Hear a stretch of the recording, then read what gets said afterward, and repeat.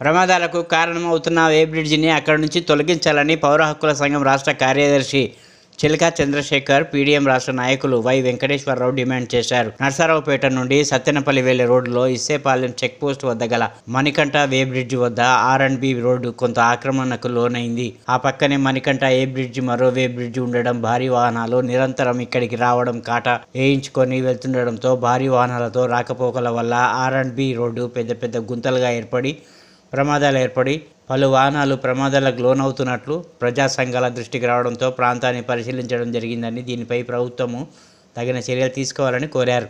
దెబ్బతిన్న ఆర్&బి రోడ్డును వెంటనే బాగు చేయాలని ప్రభుత్వ అధికారులను డిమాండ్ చేశారు.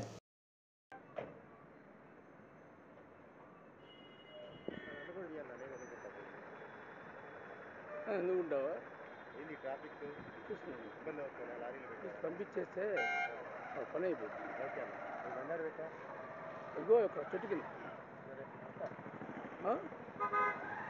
ఓకే ఓకే ఓకే తమ్ముడు, థ్యాంక్ యూ.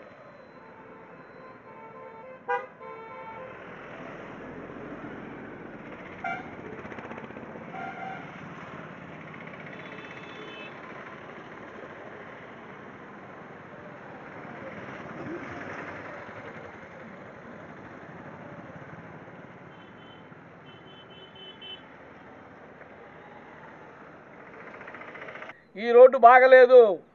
ఈ ధనలక్ష్మి రైస్ మిల్లు కాడ గుంతలు పడ్డాయి, ఇసుక లారీలు వస్తున్నాయి, ఏ బ్రిడ్జి కాటాలు ఉన్నాయి, ఇసుక లారీ ఆపారి, రోజు స్కూల్ బస్సులు 10 బస్సులు వస్తున్నాయి.